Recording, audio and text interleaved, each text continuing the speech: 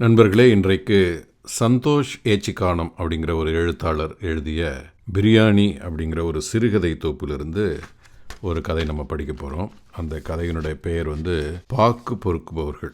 தமிழில் doctor TM Raghuram அதை மொழிபெயர்த்திருக்கிறாரு. இந்த சந்தோஷ் ஏச்சிகானம் 85 சிறுகதைகள் மேலே எழுதியிருக்கிறாரு. நிறைய 10 சிறுகதை தொகுப்புகள் எழுதியிருக்கிறாரு. அவர் கேரளாவில் காசர்கோடு மாவட்டத்தில் ஒரு மலையாள பட்டதாரி. நிறைய விருதுகள் பெற்றிருக்கிறாரு. அவருடைய இந்த பாக்கு பொறுக்குபவர்கள் அப்படிங்கிற கதையை நான் என்ன பண்ணுறேன்னா, இன்றைக்கு அதை படித்து கொண்டே அதை நம்ம ரசிக்க போகிறோம். உங்களோடு சேர்ந்து நான் படிக்கிறேன். அதை நேரடியாக அந்த கதையை நான் படிக்கிறேன். படித்து கொண்டே அதை நம்ம 2 பேருமா சேர்ந்து நம்ம அதை ரசிப்போம். பாக்கு பொறுக்குபவர்கள். இப்படி தொடங்குது இந்த கதை. சில மனிதர்கள் இப்படித்தான்.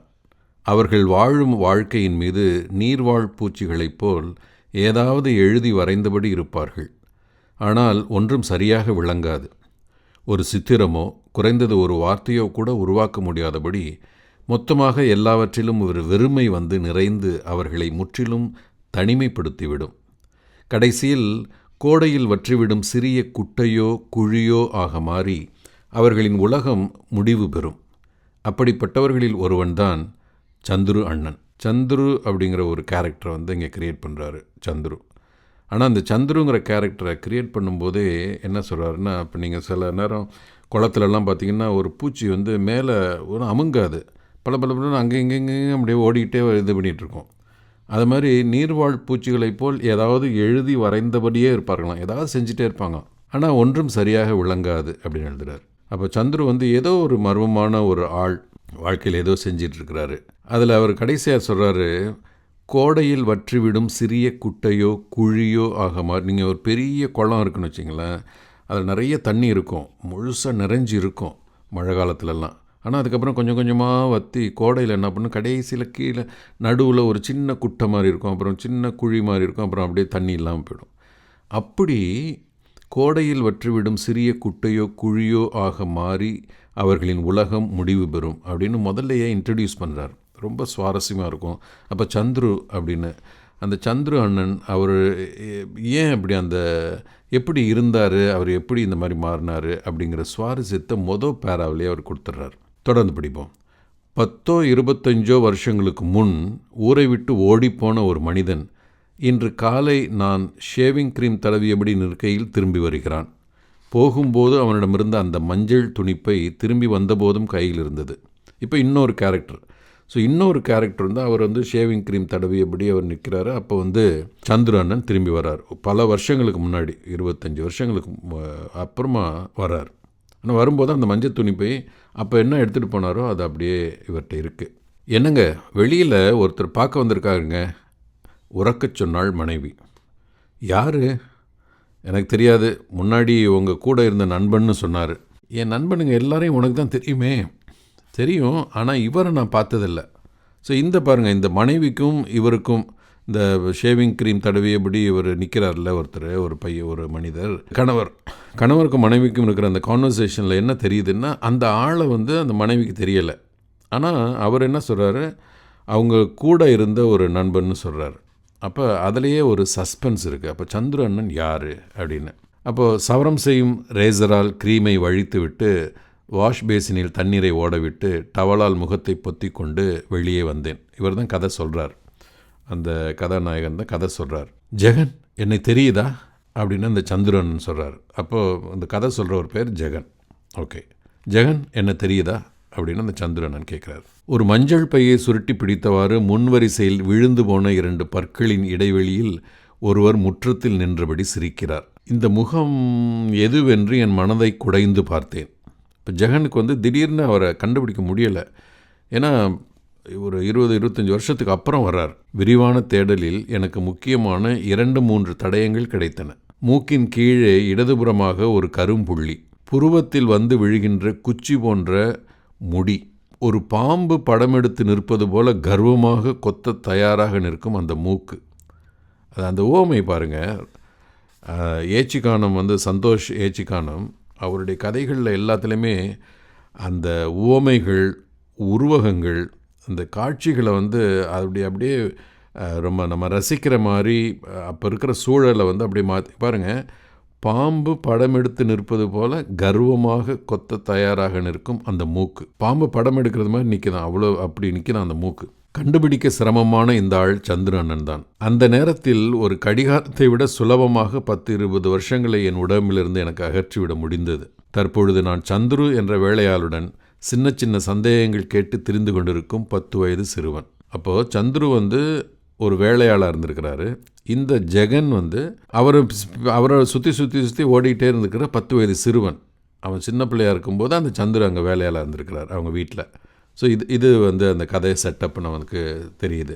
என் டவுசரின் பின்பக்கத்தில் ஒரு ஓட்டை இருக்கிறது. அதன் வழியாக 50 பைசா வட்டத்தில் என் புட்டத்தை பார்க்க முடியும். ஆனால் நான் அதை பற்றியெல்லாம் கவலைப்படவில்லை. சந்துரு அண்ணனின் கண்களுக்குள் பார்த்தபோது காற்றில் பாக்கு மரங்கள் மெல்ல அசைந்தன. அந்த கரங்களை நான் அழுத்தி பிடித்தேன். அப்போ அவருடைய வீட்டில், ஜெகன் வீட்டில் நிறைய பாக்கு மரங்கள் இருந்திருக்கு. அந்த பாக்கு மரங்களில் அந்த தோட்டத்தில் வேலை செய்கிற ஒருத்தராக சந்துரு அண்ணன் இருக்கிறார் அப்படிங்கிறத எப்படி சொல்கிறார் பாருங்கள். இவர் சந்துரு அண்ணன் நிற்கிறாரு. அப்போ ஜெகன் பார்த்த பிறகு அது யோசிக்கும்போது சந்துரு அண்ணனின் கண்களுக்குள் பார்த்தபோது காற்றில் பாக்கு மரங்கள் மெல்ல அசைந்தன அப்படிங்கிறார். அப்போ அவர் நேரடியாக சொல்லியிருக்கலாம், அவருடைய நம்ம வீட்டில் பாக்கு மர தோட்டத்தில் வேலை செஞ்சவராச்சே அப்படின்னு சொல்லியிருக்கலாம். சொல்லலை. அதை வாசகன் புரிந்து கொள்ளுகிற அளவுக்கு அதை அதில் ஒரு உவமையை வச்சு, ஒரு உவமானத்தை வச்சு, ஒரு உருவகத்தை வச்சு அந்த கற்பனையாக இவன் கண்டுபிடித்து கொள்ள வேண்டும், வாசகன் கண்டுபிடித்து கொள்ள வேண்டும் அப்படிங்கிற ஒரு எழுத்து தான் ஒரு உயரிய எழுத்து. நேரடியாக சொல்லுவதை விட ஒன்றை சொல்லி வாசகன் வேறு ஒன்றை புரிந்து கொள்வது, அதை என்ன எழுத்தாளன் என்ன சொல்ல வர்றானோ அதை புரிந்து கொள்வது, அது மாதிரியான ஒரு உயர் இலக்கியமாகத்தான் நம்ம சந்தோஷ் ஏச்சிகானம் எழுதிய அந்த கதை இருக்குது. தொடர்ந்து கதையை பார்ப்போம். அப்பொழுது நினைவுகளில் ஒரு தீப்பொறி கீழே விழுந்து ஏதோ ஒரு பனிக்காலத்தில் நாங்கள் பெருக்கி கூட்டி வைத்த சருகுகள் பற்றி கொண்டன. மரத்து போன உள்ளங்கையில் தீயின் சுடர்கள். அன்று பகிர்ந்த இதமான வெம்மை இன்னும் மிச்சமிருக்கிறது. நான் அந்த கரத்தை பற்றி கொண்டு என் கன்னத்தில் சேர்த்து வைத்தேன். மெதுவாக கண்களை மூடினேன். அதாவது அந்த சந்துரு அண்ணனோட அவருக்கு இருக்கிற அந்த நெருக்கத்தை தொடர்ந்து சொல்லிகிட்டு இருக்கிறார். எனக்கு நினைவு தெரிந்த நாளிலிருந்து சந்துரு அண்ணன் எங்கள் வீட்டு உரல் அறையில், அதாவது நெல் குத்தும் தனி அறை அப்படின்னு எழுதியிருக்கிறார். அப்போல்லாம் நெல்லை உரலில் குத்தி எடுத்து சாப்பிட்ருக்காங்க. இப்போ இருக்கிற மாதிரி மெஷினில் அரைச்சி அதை பாலிஷ் பண்ணி அப்படி சாப்பிட்றதில்ல. அப்போல்லாம் எல்லார் வீட்லேயுமே இப்போ எங்கள் வீட்டிலலாம் கூட உரல்லாம் இருந்தது. எங்கள் அம்மா உரல் குத்திருப்பாங்க, நான்லாம் எங்கள் அக்காலாம் உரல் குத்திருக்கிறாங்க. அப்போ தனியாக நெல் குத்துற அறையில் அங்கே தான் அவர் படுத்திருக்கிறார் சந்துரு அண்ணன். அப்போ சந்துரு அண்ணனை பற்றி கொஞ்சம் கொஞ்சமாக நமக்கு தெரிய வருது. எனக்கு நினைவு தெரிந்த நாளிலிருந்து சந்துரு அண்ணன் எங்கள் வீட்டு உரல் அறையில் படுத்து கொண்டிருக்கிறார். அப்போ அவர் இந்த ஜெகனுடைய வீட்டில் ஒரு பாக்கு தோட்டம் இருந்திருக்கு. அந்த பாக்கு தோட்டத்தில் வேலை செய்கிற வேலையாள் தான் அந்த சந்துரு அண்ணன். அப்போ முன்னாடி அவர் சின்ன பிள்ளையாக இருக்கும்போது அவர் கையை பிடிச்சிட்டு சுற்றி இருக்கிறாரு. இப்போது அவர் கல்யாணம் ஆயிடுச்சு ஜெகனுக்கு. இவர் சந்துரு அண்ணன் ரொம்ப நாளாக எங்கேயோ காணா போயிட்டார். ஏன் காணா போயிட்டார் அப்படி தான் சஸ்பென்ஸு. இப்போது கைக்குத்தலரிசியின் வாசனை கமழும் சிமெண்ட் பூசாத அறையின் சுவரோடு ஒட்டியபடி களிமண்ணால் செய்த கோழிக்கூட்டுக்கு மேலே ஒரு சாக்குப்பையை விரித்து அதன் மேல் ஒரு கோரை புல் பாயும் விரித்து தான் என்னை விட 10 வயது மூத்தவனான சந்துரு அண்ணன் வழக்கமாக தூங்கினார். கோழிக்கூடுனா நீங்கள் கேள்விப்பட்டிருக்கீங்களான்னு தெரியல. அப்போல்லாம் ஒவ்வொரு வீட்லேயுமே கோழி வளர்ப்பாங்க. இப்போ எங்கள் வீட்டிலலாம் கோழி நிறைய வளர்ப்பாங்க. வீட்டை சுற்றி ஓடிக்கிட்டே இருக்கும்.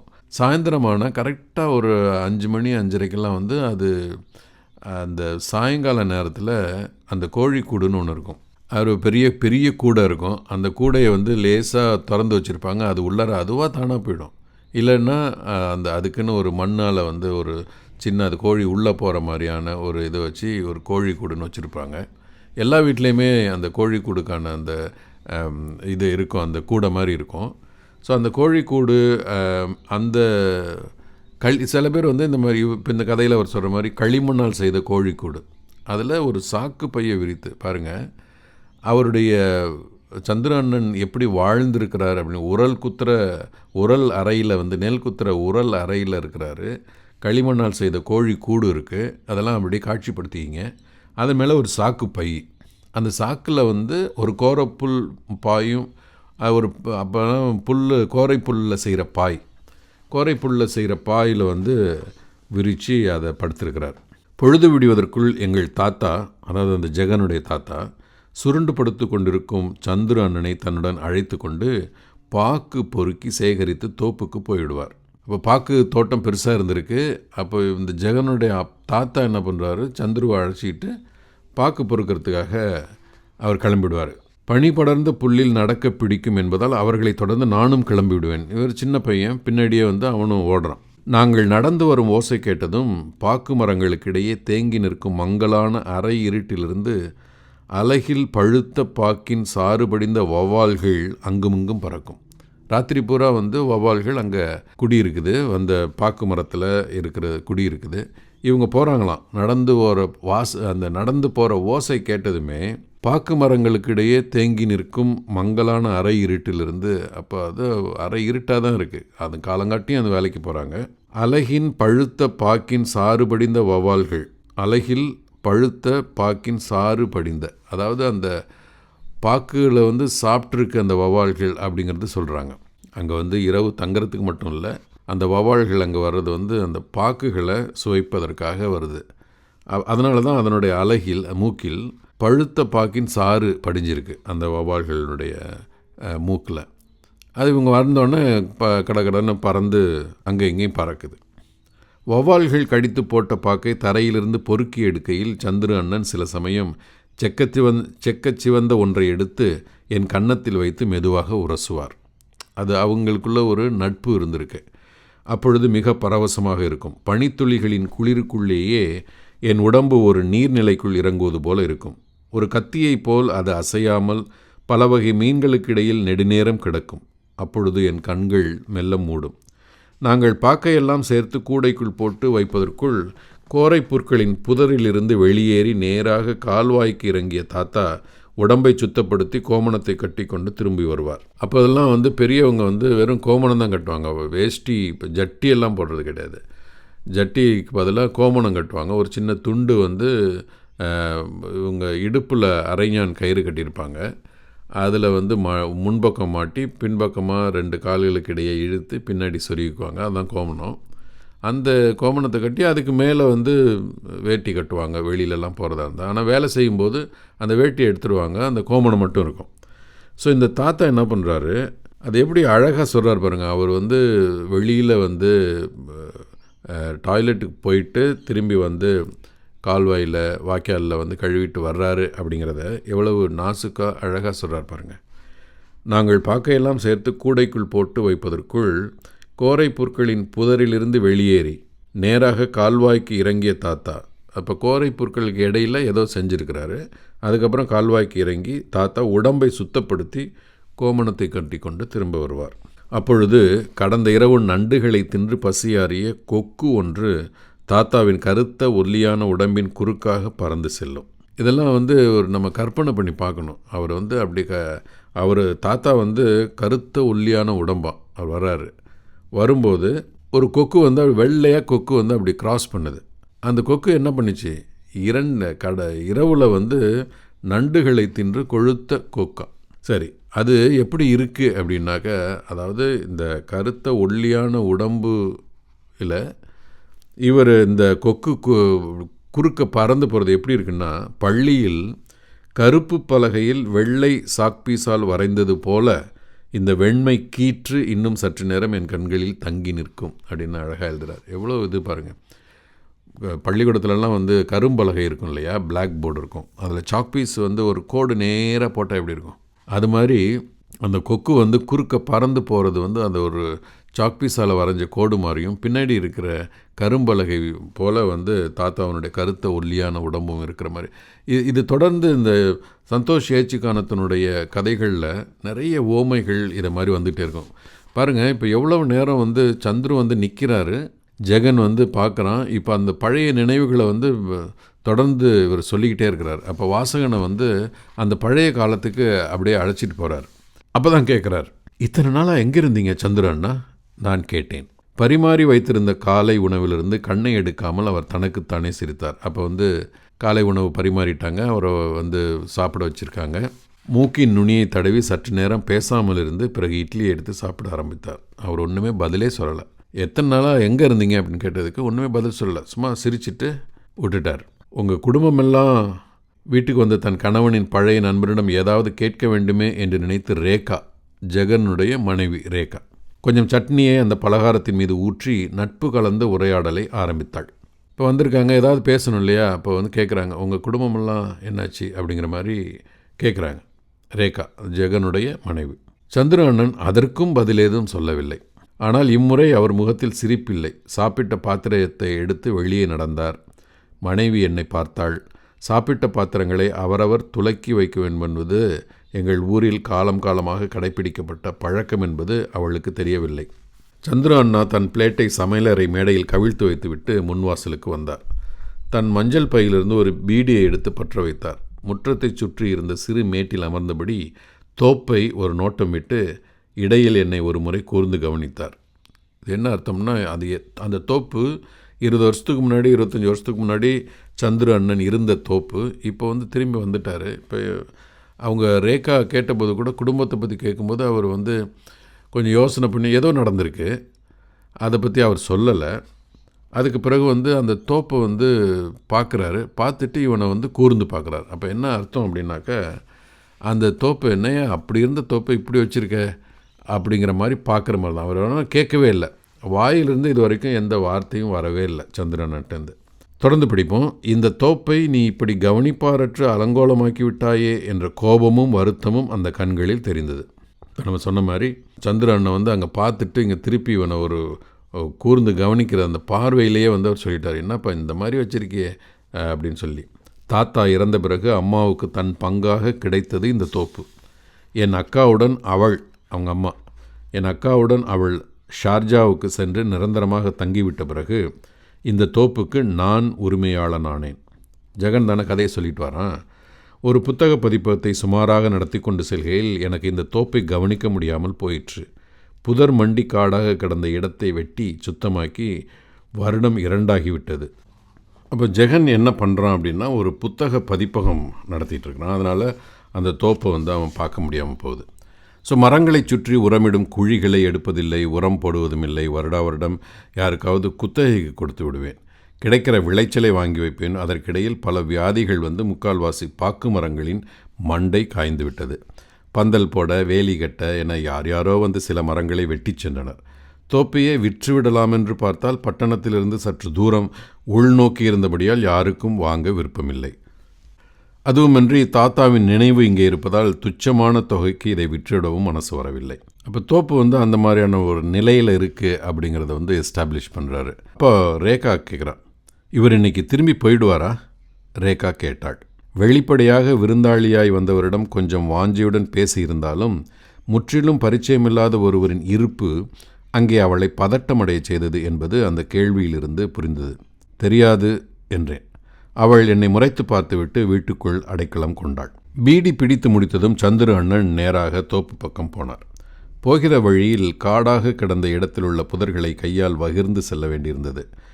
அப்படி ரொம்ப புதர் மண்டி போயிருக்கு. அதனால தான் அவர் ஒவ்வொரு புதரையாக கையால் வகிர்ந்து செல்ல வேண்டியிருக்கு. வகிர்ந்து நல்ல ஒரு சொல்.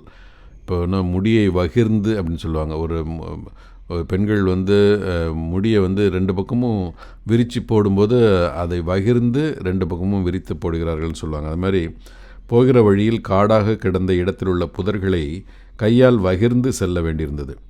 மோட்டார் வைத்திருந்த சின்ன அறை எங்கும் சிதிலம் எடுத்து ஒருபுறம் அப்படியே சரிந்து ஒடிந்து தொங்கிக் கொண்டிருந்தது. நம்ம ஒரு தோட்டத்தை பார்க்காம ரொம்ப நாள் அப்படியே விட்டுட்டோம்னா இப்படி தான் அங்கே இருக்கிற கட்டடம் அப்படி இருக்கும், உள்ள மண்ணில் புதர் அப்படி இருக்கும். ஸோ மோட்டார் வைத்திருந்த சின்ன அறை எங்கும் சிதிலம் எடுத்து ஒரு புறம் அப்படியே சரிந்து ஒடிந்து தொங்கிக் கொண்டிருந்தது. துருப்பிடித்த குழாய்களின் மீது நிறைய மரத்தவளைகள், அதாவது தேரைகள் அமர்ந்திருந்தன. சந்திரனனை பார்த்ததும் அவை உரக்க குரல் எழுப்பின. ஏன்னா அவன் அந்த மண்ணோடும் அந்த மரத்தோடும் அந்த இயற்கையோடும் இலைகளோடும் பழங்களோடும் இந்த பாக்கு கொட்டைகளோடும் ரொம்ப நெருக்கமான ஒரு உறவை வைத்திருக்கிற ஒரு ஆள். அவர் அந்த மரத்தவளைகள் ஒருவேளை அடா அண்ணனா வந்துட்டியா நீ அப்படிங்கிற மாதிரி ஒரு சத்தத்தை கேட்குற மாதிரியான ஒரு கற்பனை காட்சியை அவர் உருவாக்குறார். பாருங்கள், சந்துரு அண்ணனை பார்த்ததும் அவை உரக்க குரல் எழுப்பின அந்த மரத்தவளைகள்லாம். கிணறெங்கும் ஒரே பாசி. இந்த இடத்துல ரொம்ப கவனமாக கேளுங்க. இந்த ஓமை ரொம்ப அருமையாக இருக்கும். கிணறெங்கும் ஒரே பாசி. பாக்கு மரத்திலிருந்து எப்பொழுதாவது ஒரு பழுத்த பாக்கு கீழே விழுந்து அந்த பாசியை சற்று விலக்கும். நல்லா பார்த்துங்க. கிணறுல ஃபுல்லாக அந்த கிணறுல பாசி படர்ந்துருச்சு. ஏன்னா அது ரொம்ப பயன்படுத்தப்படாத கிணறாகவே இருக்குது. அதனால் பாசி நிறையா இருக்குது. கிணறெங்கும் ஒரே பாசி. பாக்கு மரத்திலிருந்து எப்போதாவது ஒரு பழுத்த பாக்கு கீழே விழுந்து அந்த பாசியை சற்று விலக்கும். ஒரு பழுத்த பாக்கு அந்த பழுத்த பாக்கு என்னென்ன சுற்றி நிறைய பாக்கு மரங்கள் இருக்கு இல்லையா, அதில் ஒரு பழுத்த பாக்கு கீழே விழுந்து அந்த கிணத்துல விழுந்து அந்த பாசியை சற்று விலக்கும். ஏதாவது ஒரு கல்லை போட்டால் அந்த பாசி சற்று விளங்குது பார்த்தீங்களா, அது மாதிரி விலக்கும். திரும்ப பழையபடி ஆகிவிடும். திரும்ப பழையபடி பாசி ஆகிடும். அத்துடன் பாக்கு மரமும் கிணறும் நடத்தும் உரையாடல் முடிவடையும் அப்படின்னு எழுதுகிறார். அது ஒரு உரையாடலாம். பாக்கு மரத்துக்கும் கிணற்றுக்கும் ஒரு உரையாடல் நடக்குதான். அவங்க 2 பேரும் ஒரு கான்வர்சேஷன் வச்சுக்கிறாங்க. எப்படி? அங்கேருந்து நேராக பாக்கு கொட்டை கீழே விழுது. ஏற்கனவே அந்த பாக்கு கிணத்துல பாசி படர்ந்துருக்குல்ல, அது விலகி மறுபடி சேர்ந்துக்குது. அந்த ஒரு ஆக்ஷன், அந்த ஒரு மூமெண்ட், இது ஒரு கான்வர்சேஷன் அப்படின்னு சொல்கிறார். மறுபடியும் நான் படிக்கிறேன். நான் ரொம்ப ரசித்த இடம் இது. கிணறெங்கும் ஒரே பாசி. பாக்கு மரத்திலிருந்து எப்போதாவது ஒரு பழுத்த பாக்கு கீழே விழுந்து அந்த பாசியை சற்று விலக்கும். திரும்ப பழையபடி ஆகிவிடும். அத்துடன் பாக்கு மரமும் கிணறும் நடத்தும் உரையாடல் முடிவடையும். என்ன அழகாக எழுதியிருக்கிறார் பாருங்க. சந்துரு அண்ணனை தோப்பிலேயே விட்டுவிட்டு நான் காரை கிளப்பினேன். நேரம் தாமதமானதும் ஆஃபீஸிலிருந்து ஃபோன் அழைப்பு வந்திருந்தது. இவர் கிளம்பி போயிட்டார். ஜெகன் கிளம்பி போயிட்டார். இரவு திரும்பி காரை ஏற்றி வைப்பதற்குள் மனைவி ஓடி வந்தாள். வேக வேகமாக மனைவி ஓடியாடுறா. காலையில் அவள் முகத்தில் இருந்த பயமும் எரிச்சலையும், ஏன்னா காலையில் அவள் எப்போ போவார் அப்படின்னு கேட்டால் அவன் ஒன்றும் பதில் சொல்லலை, தெரியாதுன்னா. அதனால் அவள் மூஞ்சி மூடிட்டு அவள் இழுத்துட்டு அவள் போயிட்டா இல்லையா. அது காலையில் அவள் முகத்தில் இருந்த பயமும் எரிச்சலும் மாறி அவள் முற்றிலும் சந்தோஷமாக தெரிந்தாள். அவன் ஆஃபீஸ்க்கு போயிட்டு திரும்பி வரத்துக்குள்ளே ஏதோ நடந்திருக்கு. அதனால் மனைவி ரேகா முகத்தில் ஒரே மகிழ்ச்சி. என் கையை பிடித்து நேராக உரல் அறைக்கு அழைத்து சென்றாள். உரல் அறையில் தான் நான் அங்கே போய் தன் கையால் மெதுவாக கதவை அழுத்தினாள். அதன் பலகை அசைந்ததும் கைக்குத்தலரிசியின் வாசனையையும் தவிடின் வாடையையும் என்னால் மீண்டும் உணர முடிந்தது. அப்போ ரொம்ப நாளைக்கு பிறகு இவனே இப்போ தான் அங்கே போகிறான். நானே மறைந்து போயிருந்தேன். எனினும் அந்த வாசனை அங்கே உள்ளேயே இருந்திருக்கிறது. அவள் மின்விளக்கை போட்டாள். கோழிக்கூட்டுக்கு மீதாக பாயை விரித்து தூங்கியபடி இருந்தார் சந்துரு அண்ணன். அப்போ அவன் ஐயோ வீட்டுக்குள்ளரே வந்துடுவாளோ அப்படின்ட்டு அவன் ரொம்ப ரேகா பயந்துகிட்டு இருந்த சமயத்தில் பயன்படுத்தப்படாத அந்த உரல் அறையில் மறுபடி போய் முன்னாடி 20 வருஷத்துக்கு முன்னாடி எப்படி அவர் படுத்து தூங்கினாரோ அந்த கோழிக்கூட்டுக்கு மேலேயே இப்போ பாயை விரித்து தூங்கபடி இருக்கிறார் அந்த சந்துரு அண்ணன். சுவரில் இருந்த ஆணியில் அவரின் மஞ்சள் பை மாட்டப்பட்டிருந்தது. அப்பொழுது எனக்கு சந்துரு அண்ணனை எழுப்பிவிட்டு பச்சை புல்லின் பனித்துளிகளை மிதித்து சிதற வைத்தபடி தோப்புக்கு ஓட வேண்டும் போல் இருந்தது. ஏன்னா அந்த பழைய ஞாபகம். பனியால் கழுவிய என் உள்ளங்கால்களில் ஒட்டியிருந்தன தொட்டால் சுருங்கி விதைகள். என் கால் கட்டை விரலை கடந்து ஊறுகிறது சிற்றெரும்பு. இதெல்லாம் அந்த பழைய நினைப்பு. அப்போ அந்த சின்ன பிள்ளையாக இருக்கும்போது அந்த தோட்டத்தில் ஓடினது. உள்ளே படுக்க சொல்லியிருக்கலாமே என்று மனைவியை கடிந்தேன். சொன்னால் கேட்டா தானே. இன்னைக்கு பூரா தோப்பில் தான் இருந்தார். காடாக இருந்ததையெல்லாம் நிறைய வெட்டியாச்சு. மண்டை இல்லாத 2 பாக்கு மரங்களை வெட்ட ஆளுங்களுக்கு ஏற்பாடு பண்ணியாச்சு என்று ரேகா ரொம்ப ஆர்வமாக சொல்கிறார். எதற்காக சந்துரு அண்ணன் இத்தனை காலத்துக்கு பிறகு இந்த தோப்பை தேடி வந்தார்? இப்போ அந்த சஸ்பென்ஸ் தொடங்குறார் கதையில். அவர் கால்படாத ஒரு துளி மண் கூட இந்த தோப்பில் இல்லை. வயோதிகம் என்பது பின்னோக்கி பாய்கின்ற ஒரு நதியே. வருடங்கள் பல கடந்து போன பயணத்தில் அவர் எங்கேயாவது மரணத்தை நேரில் சந்தித்திருக்கலாம். மரணத்தின் கையில் நினைவுகளின் கற்கள் உண்டு. கல்வீச்சு அதிகமாகிவிடவே ஓரடி கூட முன்னால் வைக்க முடியாமல் அவர் திரும்பி ஓடி இருக்கக்கூடும். எது எப்படியானாலும் 1 மாதத்திற்குள் தோட்டத்தின் தோற்றமே மாறிவிட்டது. 1 மாதம் ஓடிடுச்சு. இப்போ முன்னாடி இருந்த மாதிரி இல்லை தோப்பு. இப்போ தோட்டத்தின் தோற்றமே மாறிடுச்சான். வரிசையாக நட்டு வைத்த புதிய பாக்கு மரக்கன்றுகள் காற்றில் ஆடின. அப்போ அவர் என்ன பண்ணியிருக்கிறார் சந்துரு? எல்லாத்தையும் கிளியர் பண்ணிவிட்டு அங்கே இருக்கிற பழைய மரங்கள்லாம் வெட்டிட்டு புதிய மரங்கள்லாம் வச்சுருக்கிறாங்க. புதிய பாக்கு மரங்கள்லாம் ஆடிட்டுருக்கு. கிணற்றில் இருந்த சருகுகளையும் பச்சை இலைகளையும் அகற்றியாயிற்று. டீசல் மோட்டார் மீண்டும் வேலை செய்ய ஆரம்பித்து விட்டது. தெளிந்த நீரில் தவளைகள் குதித்து விளையாடின. ஓடையின் ஒரு பக்கத்தில் மதகு கட்டி நீர் தேக்கி வைக்கப்பட்டிருந்தது. ஒரு கொக்கு வந்து தண்ணீருக்குள் எட்டி பார்த்தது. இப்போ அதுக்கு உயிர் வந்துருச்சு. இப்போ தண்ணி வந்துருச்சு, அதுக்கப்புறம் வந்து ஒரு கொக்கு வந்துருச்சு. பாருங்கள், முன்னாடி அந்த தாத்தா கோமணம் சமயத்தில் ஒரு கொக்கு வந்துச்சு இல்லை, கரும்பலகையில் வந்து சாக்பீஸால் வரைஞ்ச மாதிரி இருந்தது அப்படின்னு. அப்போ ஒரு கொக்கு வந்து தண்ணீருக்குள் எட்டி பார்த்தது. அப்போ என்ன அர்த்தம்? மறுபடியும் அந்த தோப்புக்கு உயிர் வந்துருச்சு. அந்த உயிரை ஊட்டியது வந்து சந்துரு அண்ணன். இப்போது தொடர்ந்து படிப்போம். கேள்வி ஒன்றும் கேட்கவில்லை என்பதால் ஏராளமாக பீடி வாங்கி கொடுத்து ஒருத்தரை சும்மா இப்படி வேலை வாங்குவது சரிதானா? கூலியாக ஏதாவது ஒரு தொகையை பேசிவிட யோசித்தேன். ஊதியத்தை பற்றி பேசியபோது சந்துரு அண்ணன் ஒன்றும் சொல்லாமல் வழக்கம் போல என்னை பார்த்து சிரித்துவிட்டு வேலை செய்யும் கருவிகளுடன் தோப்புக்கு நடந்து விட்டார். பாருங்கள், இதுவரைக்கும் ஜெகன் பேசியிருக்கா, ஜெகனுடைய மனைவி ரேகா பேசியிருக்காங்க. ஆனால் இதுவரைக்கும் சந்துரு ஒரு வார்த்தை பேசினதா அவர் இன்னும் எழுதவே இல்லை. ஆனால் வேலை செஞ்சிட்டே இருக்கார். அப்போ அன்னைக்கு சாயந்தரம் மனைவி கேட்குறா, இந்த சந்துரு அண்ணன் ஒரு காலத்தில் திருடனாக இருந்தாரா? இப்போ தான் வந்து கதையில் ஒரு ட்விஸ்ட் வருது. யார் கேட்குறா? ஒரு நாள் இரவு உணவு சாப்பிடும்போது மனைவி சட்டென்று கேட்டாள். இப்போ மனைவி கேட்குறா, ரேகா கேட்குறா, இந்த சந்திரன் வந்து திருடனாக இருந்தாரா அப்படின்னு.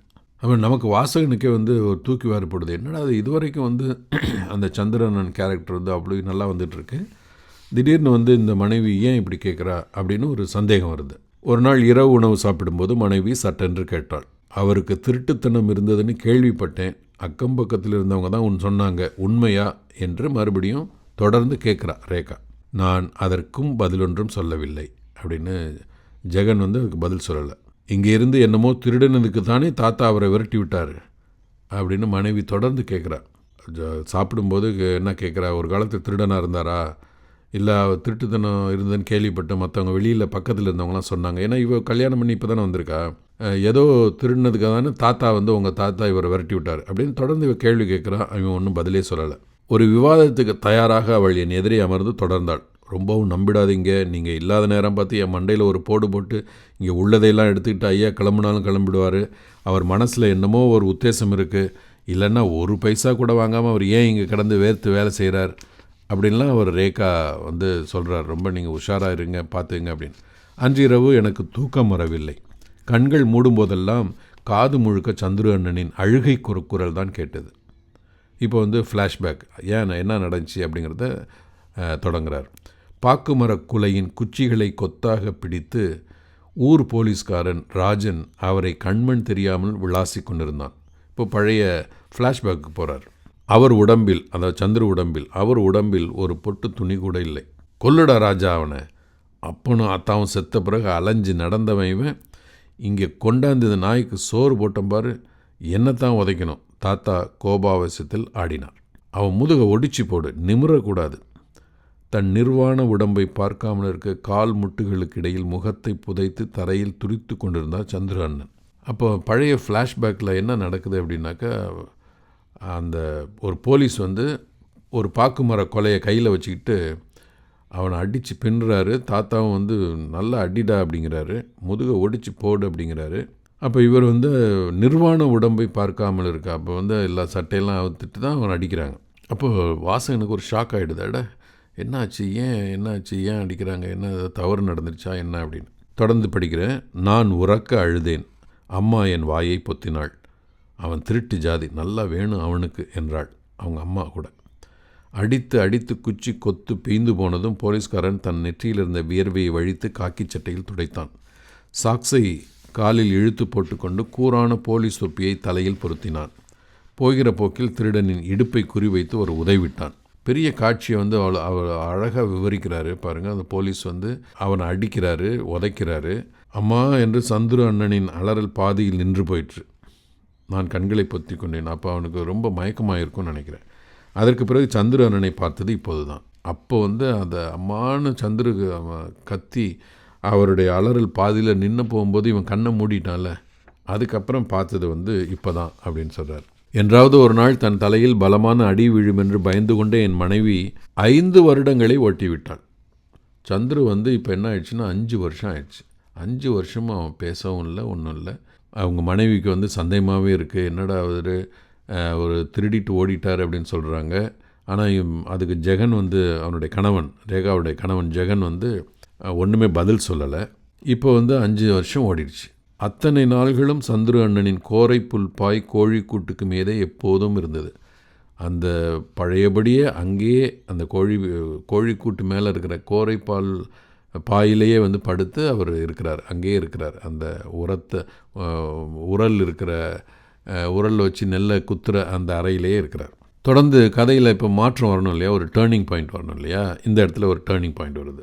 புத்தக வியாபாரத்தில் நேர்ந்த நஷ்டம் எனக்கு பெரிய கடன் தொல்லையை உண்டாக்கிவிட்டது. ஜெகன் புத்தக கம்பெனி வச்சுருக்கான் இல்லையா, அதில் ஒரு பெரிய நஷ்டம் வந்துருச்சு. அதற்குள் சந்துரு அண்ணா வளர்த்த பாக்கு மரங்கள் ஒவ்வொன்றாக காய்த்து குலுங்க தொடங்கின. பெய்ந்து விழுந்த பாளைகளும் பூங்கொத்தின் அரிசி போன்ற விதைகளும் எனக்கு ஆச்சரியம் அளித்தன.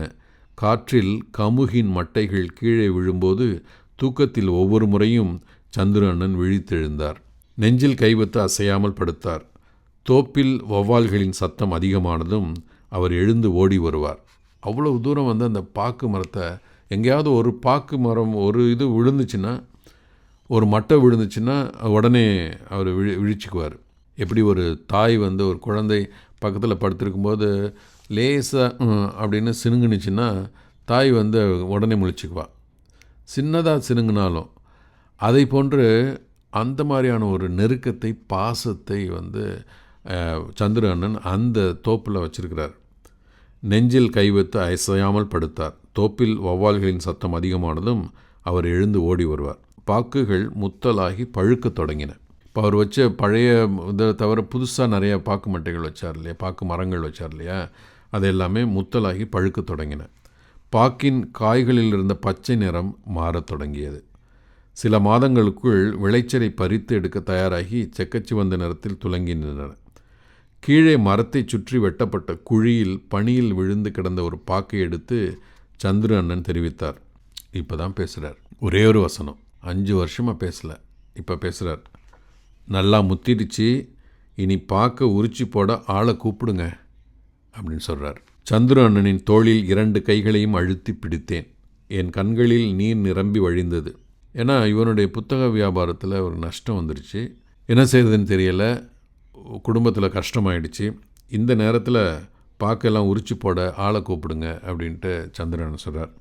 என் கண்களில் நீர் நிரம்பி வழிந்தது. சாந்தமான ஒரு புரிசின்பு மட்டும் அண்ணன் முகத்தில் எனக்கு தெரிந்தது. அப்போ தான் சந்துரு சிரிக்கிறார். முதையா பழுத்த பாக்கை எடுத்து என் ஈரமான கன்னங்களை மெல்ல தடவினார். நான் சொக்கியபடி கண்களை மூடினேன். அடுத்த நாள் காலை மனைவி என்னை உலுக்கி எழுப்பினார். எந்திரிங்க அப்படின்னு எழுப்புறா. சந்துரு அண்ணனை காணவில்லையாம். பாருங்கள், மறுபடியும் ஒரு ஸ்டோரியில் ஒரு டேர்னிங் பாயிண்ட். திகில். திடுக்கிட்டு படுக்கையிலிருந்து எம்பி எழுந்தேன். உரல் அறையின் பக்கம் பார்த்தபோது கோழிக்கூட்டின் மீது கோரை புல்பாய் மடித்து வைக்கப்பட்டிருந்தது. சுவரில் மாட்டியிருந்த மஞ்சள் பையையும் காணோம். மனைவி அலைமாரையும் அங்குமிங்கும் தேடி பார்த்து நிம்மதியடைந்த பாவத்துடன் திரும்பி வந்தாள். ஏன்னா மனைவிக்கு இங்கே ஏதாவது எடுத்துகிட்டு திருடிட்டு போயிடுவானோ அப்படின்ட்டு அந்த பயம் இருந்துக்கிட்டே இருந்துச்சு. ஸோ மனைவி அலமாரி எல்லாத்தையும் பார்த்துட்டு அங்கெல்லாம் கரெக்டாக இருக்குது அப்படின்னு பார்த்துட்டு நிம்மதியடைந்த பாவத்துடன் திரும்பி வந்தாள். சந்துரு அண்ணன் போய்விட்டார் என்பதை என்னால் நம்ப முடியவில்லை. கதை இங்கே நிறைவு பெறுகிறது. நிறைவு பெறுறதுக்கு முன்னாடி பாருங்கள், பாக்கை பறித்து உரிக்க மரமேறும் கயிறும் கத்தியுமாக வாசலுக்கு வந்தவர்களை மனைவி தோப்புக்கு அனுப்பி வைத்தாள். இப்போ எல்லாம் அறுவடை பண்ணுற நேரம் ஆயிடுச்சு. அவ்வளோ நாள் அவர் உழைச்சிருக்கிறாரு. ஆனால் அன்றைக்கி காணும். எல்லாம் பாக்க பறிக்கிறதுக்காக மரமேறும் கயிறோடு எல்லாம் வந்துட்டாங்க. சந்துரு அண்ணன் ஓடி மறைந்த விஷயம் அவளை கொஞ்சமும் பாதிக்கவில்லை. அவள் சரி அதை எடுத்து பறிச்சு அறுவடை பண்ணி அதை காசு பண்ணணும் அப்படிங்கிற நேரம் இருட்டியதும் முற்றத்தில் பறித்து போட்ட பாக்கு ஒரு குன்றாக கிடந்தது. சாயந்தரத்தில் எல்லா பாக்கையும் பறிச்சிட்டாங்க. அது ஒரு பெரிய குன்றாக கிடந்தது. சிதறி ஓடிய பாக்குகளை ஒரு வாரியலால் மனைவி ஒழுங்குபடுத்தி கொண்டிருந்தாள். சிவப்பு பிழம்பாக தோன்றிய பழுத்த பாக்கிலிருந்து ஒரு வெளிச்சம் மெதுவாக இருட்டை கலைக்க பொங்கி வந்தது. அன்றைய வேலையை முடித்த ஆட்கள் கலைத்து சென்றனர். இரவில் அதுவும் இதுவும் யோசித்தபடி கண் விழித்து படுத்து கிடந்த என்னை பார்த்து மனைவி சொன்னாள், சந்திரன் அண்ணன் போன பிறகு தாங்க நேராக மூச்சு விட முடிந்தது. அவர் நிஜமாகவே திருடன் தானா அப்படின்னு அவர் ரேக்கா கேட்குறார். நான் எதுவும் சொல்லவில்லை. என் மௌனத்தை பார்த்து அவள் மீண்டும் கேட்காள், அவர் அந்த காலத்தில் இங்கேருந்து என்ன தான் திருடினார் அப்படின்னு கேட்குறார். அவள் கேட்குறா பழைய காலத்தில். ஏன்னா இப்போ தான் அந்த சஸ்பென்ஸை விலகி அவர் எழுதுகிறாரு. கேட்குறா, அந்த காலத்தில் இங்கேருந்து என்ன தான் திருடினார் அப்படின்னு கேட்குறா. ஒரு குலை பாக்கு என்றேன். அப்பொழுது இருட்டிலிருந்து ஒரு விசும்பல் ஒலி கேட்டது என்று கதையை நிறைவு செய்கிறார். ஒரு மிக சோகமான ஒரு முடிவு. ஒரு குலைப்பாக்கு திருடினார். அது எதுக்காக அது எடுக்கப்பட்டது அதில் நமக்கு தெரியலை. ஒரு குலைப்பாக்கு, அதில் ஒரு 30-40 பாக்கு இருந்திருக்கலாம். அந்த ஒரு குலைப்பாக்கை வந்து அவர் எடுத்துட்டார் அப்படின்ட்டு அவர் மேலே குற்றம் சுமக்கப்பட்டு அடித்து பின்னி அவரை வெளியில் துரத்தி 20 வருஷத்துக்கு பிறகு வந்து 5 வருஷமாக அங்கே தங்கியிருந்து வேலை செஞ்சு தன்னுடைய உழைப்பை போட்டு இரத்தத்தையும் கண்ணீரையும் வியர்வையும் சிந்தி ஒரு தோப்பு முழுக்க பார்க்க வந்து அவர் கொடுத்துட்டு போகிறார். அப்படி ஒரு சந்துரு அண்ணன். அந்த சந்துரு அண்ணன் வந்து பாக்கு பொறுப்பவர்கள் அந்த கதையை படித்து நிறைவு செய்யும்போது அந்த சந்துரு அண்ணன் நம்ம கண் முன்னாடியே நிற்கிறாரு. எதுவுமே பேசலை, 5 வருஷமாக ஒன்றுமே பேசலை. கடைசியாக வந்து எல்லாம் பாக்கெல்லாம் முத்திருச்சு, நீ பாக்க உரிச்சு போட ஆளை கூப்பிடுங்க அப்படின்னு சொல்லிட்டு அவர் அன்றைக்கி கிளம்பி போயிடுறார். ஸோ இந்த கதையில் வந்து ஒரு குற்றம் என்பது ஒரு சிறிய ₹1 இருந்தாலும் எடுப்பது குற்றம்தான் அப்படின்னு சொன்னால் கூட, ஒரு குலைப்பாக்கு என்னாலும் குற்றம்தான் அப்படின்னா கூட, குற்றம் செய்வதை வந்து நம்ம திரும்பி மனது அதை ஒத்துக்கொண்டு அதை சரி செய்வதற்கான நேரத்தையும் எடுத்துக்கொள்ளியிருக்கிறார் சந்திரன். என்ன திரும்பி வந்து அந்த தான் செய்த தவறு அதை திருத்துவதற்கு ஒரு முயற்சி பண்ணியிருக்கிறார். தவறு செய்வது வந்து சகஜம்தான் வாழ்க்கையில். ஆனால் அதை தொடர்ந்து செய்வது அப்படின்னு இல்லாமல் அதை திருத்துவதற்கான வழி செய்திருக்கிறார். அந்த சந்திரன் அவருடைய உழைப்பினால் வந்து அவருடைய வாயினால் எந்த வார்த்தையும் பேசாமல் தன்னுடைய உழைப்பினால் அதுக்கு பதில் சொல்லியிருக்கிறாரு. அப்போது ஒரு வேளை அந்த ஜெகனுடைய தாத்தா அங்கே இருந்திருந்தால் அவர் என்ன மாதிரியான ஒரு உணர்வுக்குள் தள்ளப்பட்டிருப்பார். அன்றைக்கு நடந்த 20 வருஷத்துக்கு முன்னாடி நடந்த அந்த விஷயத்தில் அதுக்கு பிறகு வந்து அவர் யோசனை பண்ணியிருப்பார். அந்த ஒரு குலை பாக்கு அப்படிங்கிறதுக்காக நம்ம அவனை அப்படி அடிச்சு ஆனால் இன்றைக்கு வந்து அந்த தோப்பையே ரொம்ப பாழடைந்து போயிருந்த அந்த தோப்பையே மறுபடியும் வந்து ஒரு ரிஜுவனேட் பண்ணி அதை மறுபடியும் கொண்டு வந்திருக்கிறார். அது மட்டும் இல்லை, அவனுக்கு பின்னாடி இருந்த தாத்தாவுடைய பேரனுடைய வாழ்க்கைக்கும் அவன் பெரிய நஷ்டத்தில் இருக்கிறத இப்போ தோப்பை எப்படி வந்து மறுமலர்ச்சி கொண்டு வந்தாரோ அது மாதிரி இவனுடைய ஜெகனுடைய வாழ்க்கையும்க்கும் ஒரு மறுமலர்ச்சியை கொடுத்துட்டு அவன் திரும்பி போயிருக்கான். அப்படிங்கிறது வந்து ரொம்ப அழகாக பல ஓமைகள் ஓமானங்களோட ரொம்ப சுருக்கமாக ரொம்ப அழகாக அவர் ஏச்சிக்கானம் வந்து இந்த பாக்கு பொறுக்குபவர்கள் அப்படிங்கிற கதையில் சொல்லியிருக்கிறார். ஏச்சிக்கானம் வந்து அவருடைய கதைகள் எக்கச்சக்கமாக வாசகர்களை பாதிக்கின்ற ஒரு நிகழ்வாக இருக்கும். இந்த பாக்கு பொறுப்புகள் வந்து அந்த சந்துரு அப்படிங்கிற அந்த கேரக்டர் வந்து ரொம்ப அழகாக அதை வந்து அவர் பண்ணியிருக்கிறாரு. அதில் இருக்கிற கருத்து என்பது விட அதில் இருக்கிற காட்சியும் ஓமைகளும் ஓமானங்களும் வந்து ரொம்ப அருமையாக பின்னப்பட்டிருக்கு. நீங்களே இந்த கதையை கேட்டிருக்கீங்க. இந்த கதையை பற்றி நீங்கள் என்ன நினைக்கிறீங்க அப்படிங்கிறத கமெண்ட்ஸில் சொல்லுங்கள் பார்ப்போம். நன்றி, வணக்கம்.